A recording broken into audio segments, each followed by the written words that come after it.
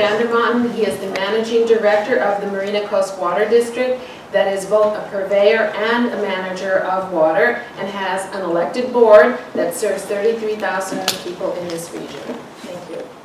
Thank you, Kathy.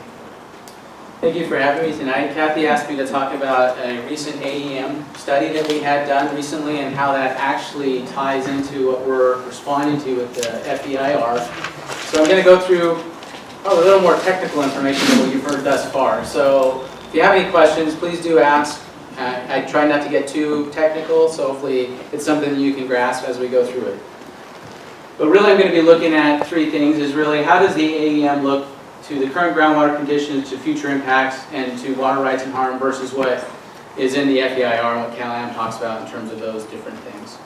And Gail had talked about some of that already, and so let me first of all just preface what is the AEM. Some of you may not know what this is. The AEM is called an Aerial Electromagnetic Survey. And what we did is we hired a company to fly a helicopter 395 miles in the North Salinas Valley, and those red lines that you see there are those flight lines. So these are all the flight lines that they flew back and forth. And what they did was they took a 3D image of the basin. So it's like an MRI of our groundwater resources. And from that, we can get a really good understanding of not only what's called the hydrostratigraphy, which is the soils and everything else that are down there, but we actually get a very good understanding of the distribution of water quality. But the flight isn't of itself complete without actually looking at real-world information. And so we looked at over 300 wells to do what's called groundtruthing. And so you look at the lithology in the wells and the water quality in the wells, you match it up with this image, and you come up with a very comprehensive view of what's going on underneath the ground, much more so than you can with just a sporadic field of 8 or 9 monitoring wells. And so it's very, very useful information, and so I'm going to go into how we were able to use that as we're responding to the FEIR, but before I do, I also wanted to at least orient you in the sense that our aquifer is actually kind of a layer of different aquifers in this area. And so I just want to at least kind of explain this so you can understand a little bit more what we're talking about. At the top is this area that we call this dune sand aquifer. It's the most shallow aquifer. Sometimes it's called A aquifer, has different names, but we call it the dune sand aquifer. Below that is the 180-foot aquifer. Below that's the 400, and not shown on this is the deep aquifer. So we have these layers of aquifers in these areas. And all of these aquifers actually are interconnected at different points. They're not completely distinct. They are symbiotic. So Gail talked about what is the current condition that most people talk about as far as our groundwater in the area. And the 180 aquifer is this one on the left. So that's the second deepest aquifer we're talking about. And the story that's being told today is that everything behind this line is completely intruded, has no beneficial use, can't use the water. 400-foot aquifer, this is what they say it looks like. And oh, by the way, there isn't a map that talks about the dune sand aquifer. It's not even mentioned. It's as if it doesn't exist. Keith, are those maps based on the AEM? These are not, actually. Thank you for that segue. This is what the AEM data looks like. And so the blue marks are actually sources of groundwater by state and federal standards. And so I listed the CEMEX site here, and it says CEMEX and X, I guess somehow the number. But basically this is where the slant wells are going to be, and then when you look at the blue, it's actually shaded from dark to light blue because this is actually a depth, so the deeper down it goes lighter. So this is almost a 3D image, if you will. But what we see is in the dune sand aquifer, there's these large areas of beneficial groundwater. In the 180, and here's this, that I drew a red line to where what the county map showed was all intruded by salt water. Well, the blue shows that doesn't really match what the AEM shows in the 180. The county maps had no map to show what's going on here. And in the 400, well, actually, you know, they actually did a pretty good job. What we're seeing is that in the deep aquifer, there are more intruded areas, and perhaps maybe that is true, that the 400 has more of an intrusion area. But certainly the 180, the dune sand, we're seeing a lot more fresh groundwater there that really has beneficial uses. This is the source of our groundwater. It must be protected. And so when you look at, first and foremost, if I were to summarize the current conditions based on what is in the FEIR versus what the AEM shows, is that the CalAM and county maps are really assuming incorrect or missing information with regard to what currently exists with the quality of the groundwater in that area. The second is the AEM confirmed that there's unique groundwater recharge conditions in this area. Now, there's several studies that have been done that have discussed that, going back several years, and up until we did the study, nobody's really looked at it recently. This confirmed that there is something unique going on in this area. There is unique recharge from the dune sand aquifer into the 180 aquifer.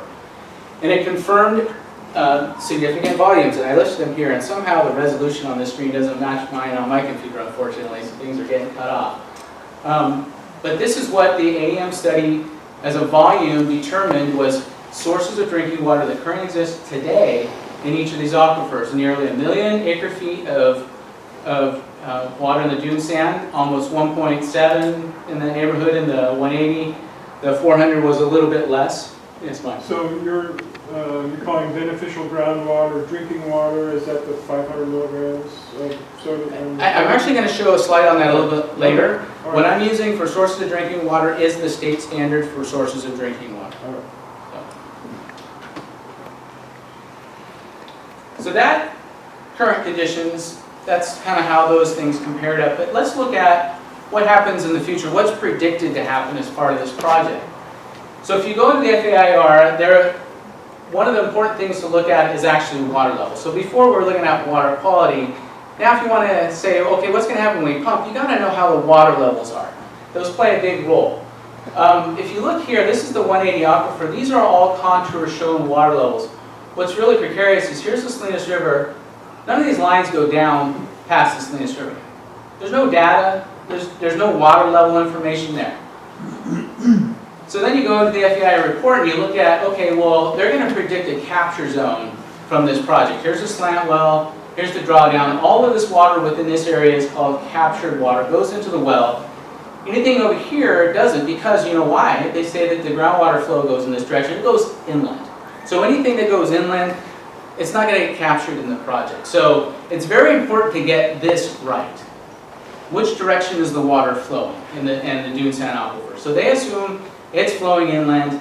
There's no contours showing anything about that. But what does the AEM show? And what does other well data show? Well, before I get into that, I guess we'll have to wait.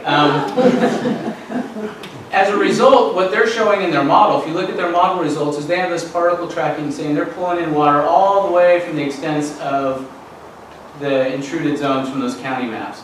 They also show something that's a little different and a lot more conservative with these zone capture maps, which is different than this, but a lot more conservative, saying they're only going to capture water in this general vicinity, and all this water is almost entirely no good. Now I say entirely no good because we know there's some water they're planning on returning, but for the most part they're saying it's going to get intruded over time, it's all seawater anyways, it's no good, don't worry about it.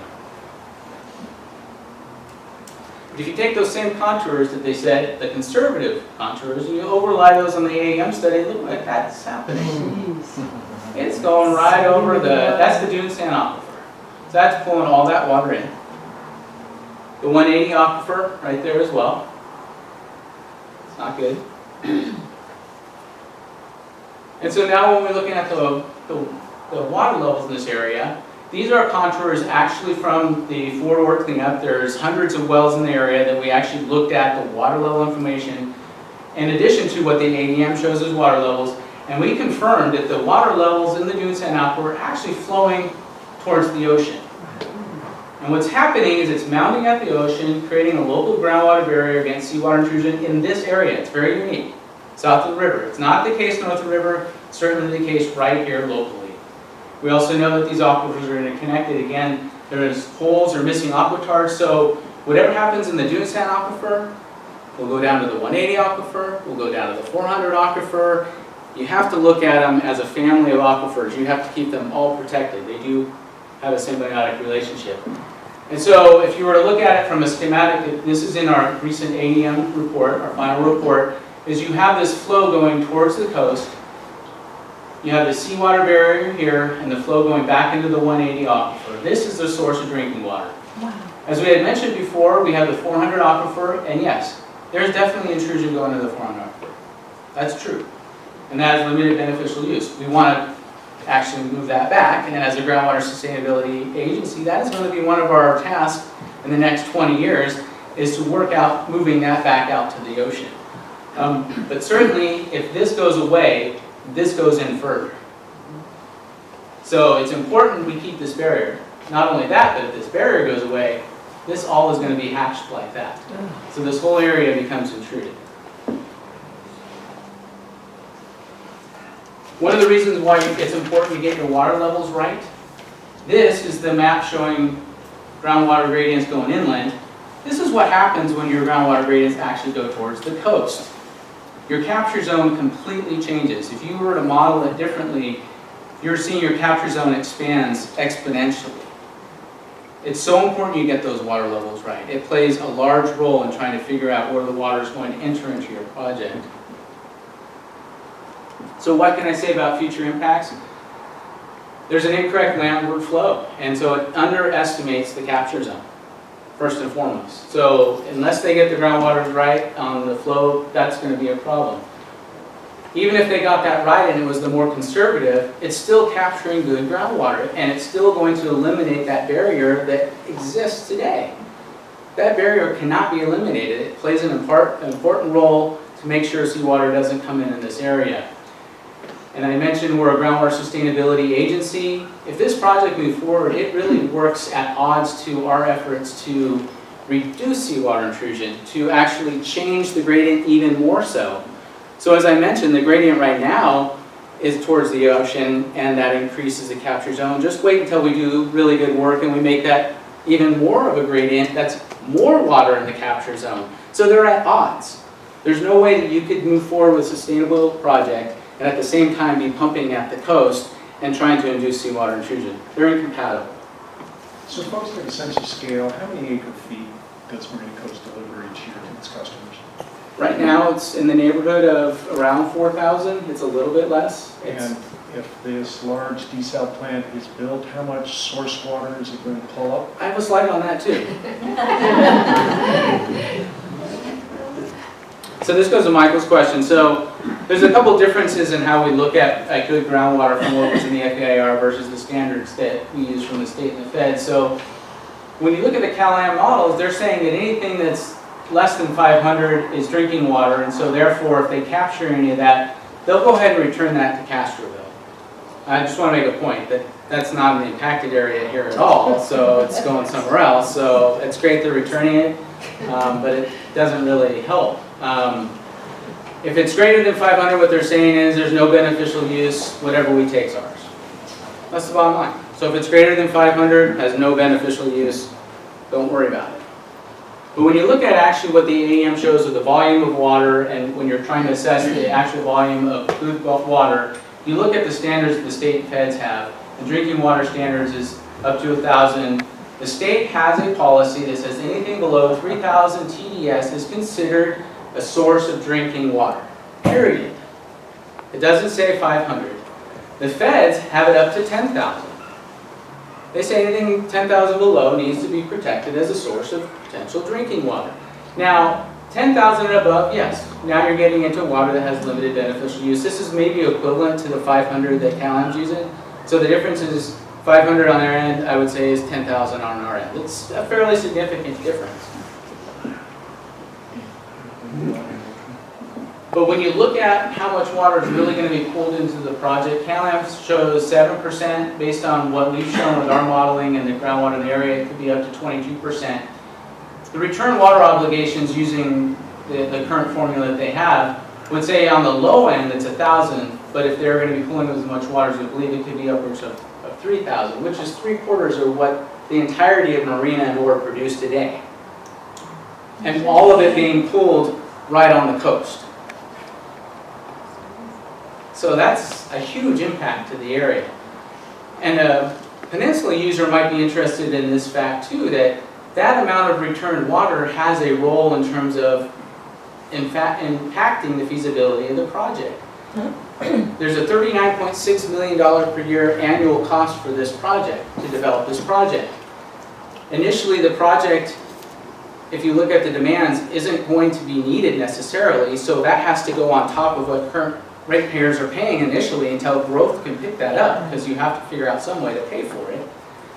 On the low end, as a CalAM user, if I use 10 units a month, that's $177 on my bill today. Maybe some point growth will help to pay for that, but it's not going to be there the day that that project comes on board. Somebody's going to have to pay for it. So I would think from a feasibility standpoint, that's a big problem. If you go up to this point, I mean, it's almost infeasible to say that if I don't use an extra drop of water each month, I'm going to be paying another $200 a month. It's a hard pill to swallow, I have to say. There's other key issues with the modeling, and I bring this up because the model is used as one of the pillars to support so much of the project. First and foremost, and this is really big, Gail had alluded to it, the model does not put any foreseeable uses of the basin in the model. So it does not include at all the forward reuse plan. Not one bit.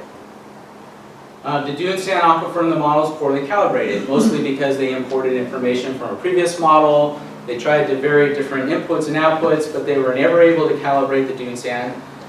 As we showed in the beginning, they didn't even look at the dune sand in a lot of the maps.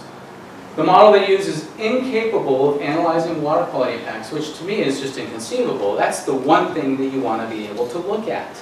That is the only impact I would think you would want to look at. And because they couldn't calibrate any of this, and it was really hard to understand how to get the model to work, they dropped it and put in a different model called a superposition, where they just try to look at just the impacts of this project without any of the cumulative impacts of anything else. And what that does is it makes it impossible to verify in the field the results of your model. You can't go out and look at what's happening out in the field because you've eliminated what's happening in the real world for just what's happening with this model. So those are really, really bad issues from a modeling perspective, and these are things you wouldn't want to have in a model that you want to trust. So if I were to look at the water rights harm, first and foremost, because there's good groundwater next to the coast, that CalAm is basically saying is not good water and therefore we're able to pump it and make it developed water. Well, no, you can't get a developed water right to good groundwater. And that's the water that would go into this well. Marina are certainly harmed by the loss of good groundwater. And there's no protections at all discussed in any of the FEIR. It doesn't say we're going to put in a barrier project, that we're going to work to do something to prevent or protect from this from happening. There's nothing. And when you look at the AEM data and the state federal water quality standards, I would say that the project appears to even approach an infeasibility level.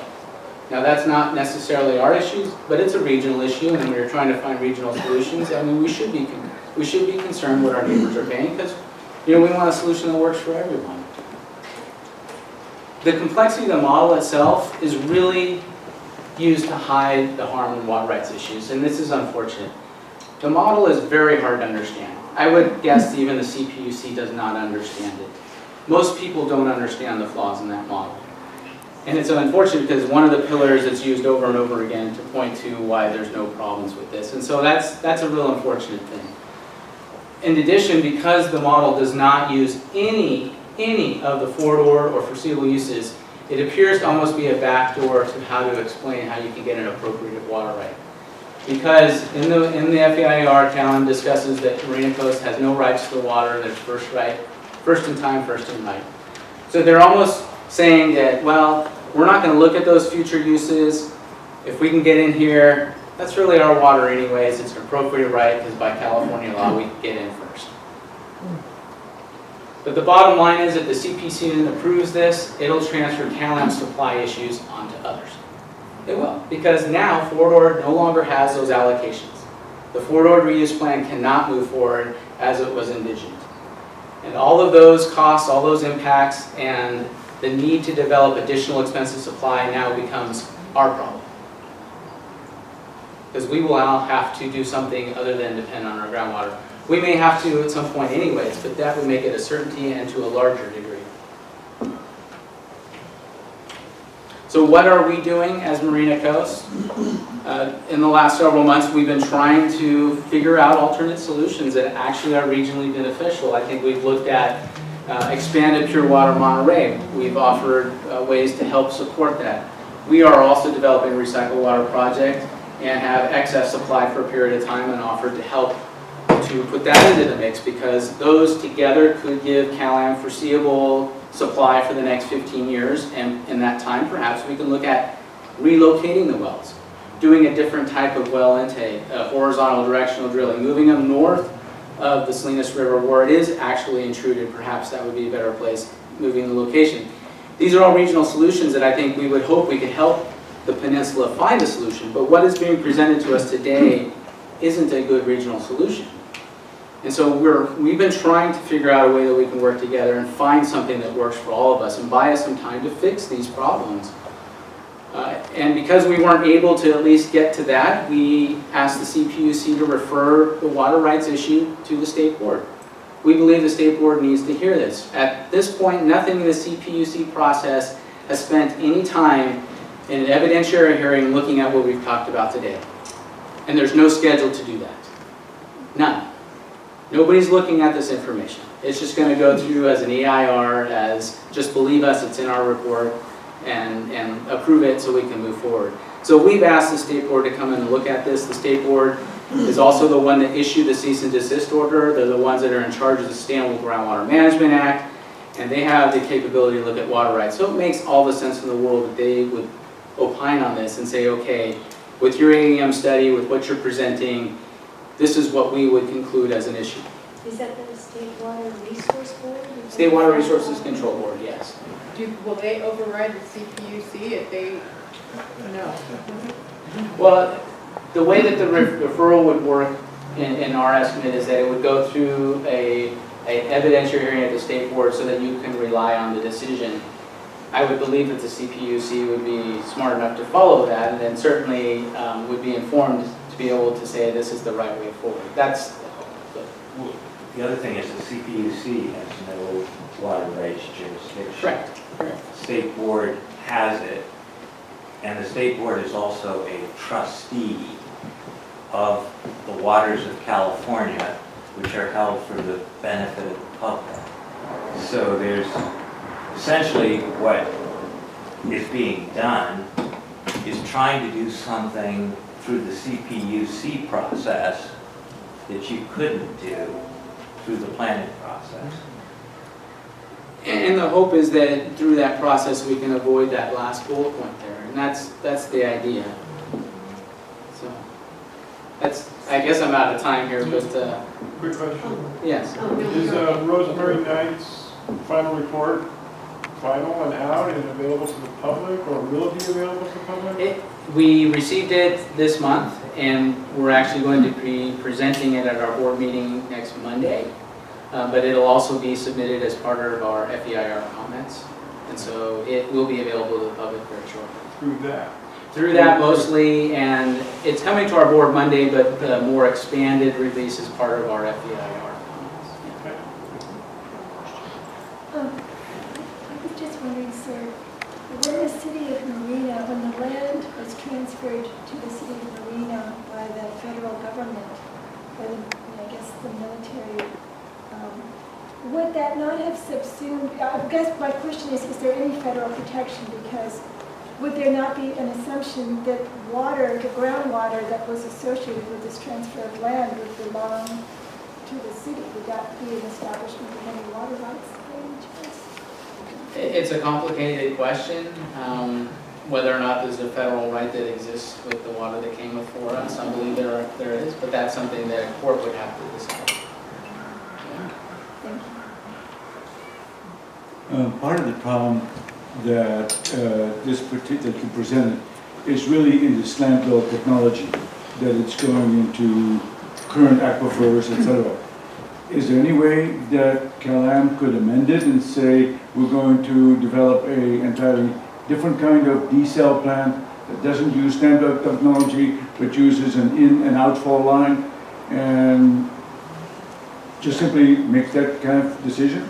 I think Is so. that an option? I would hope so, and that's, I think, some things that we've also said. Unfortunately, I think the timing was such with CalAm getting this through the CPUC that there wasn't really a desire to get off course. But yeah, I absolutely believe that there's a solution that's not too difficult to find by looking at a different site for the wells or even a different type of well. And then the issues are avoided. Is the Castroville option still an open option? I remember that one time it was discussed that Castroville would be the desal plant site with an in and outfall line using that. It's not the option. There's only one option today. only one recommendation today, and that's this project. So as far as I know, there aren't any other options currently on the table. That, part of finding those alternate water supply solutions was to alleviate this deadline that's coming up, which is the CDO milestone. And I think that's forcing everybody to say, oh, we got to come up with a decision sooner than we have to, even if it's a bad decision. But I think there's ways to even address that too and fix what you're talking about. But yeah, we just haven't gotten there, and we've tried, so. CDO, cease and desist order. So this is the state order that CalAm has to get off the Carmel River, and there's certain milestones, and each year if they miss a milestone, then they have to reduce their allowable take off the Carmel River. But Keith, it seems from your presentation, it's really coming down to what they define as useless water.